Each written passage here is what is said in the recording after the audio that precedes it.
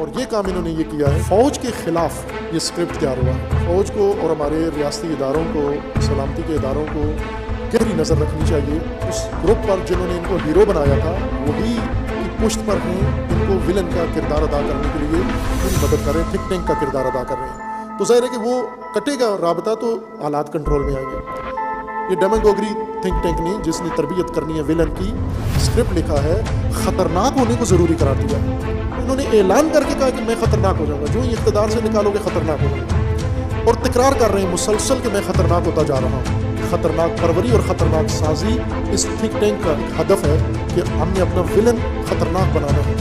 اتنا خطرناک کون ڈرے اس سے؟ اپوزیشن ڈرے، عوام ڈرے، لوگ ڈرے، نہ فوج ڈرے۔ پاکستان کی فوج سہم جائے، مجمع لگے، پے در پے ہوں، پھر ان کے اندر یہ خطرناک باتیں کریں، للکاریں، تاکہ فوج ہماری یہ طاقتور فوج یہ عوامی سمندر دیکھے اور یہ سہم جائے، ڈر کے پیچھے چلی جائے۔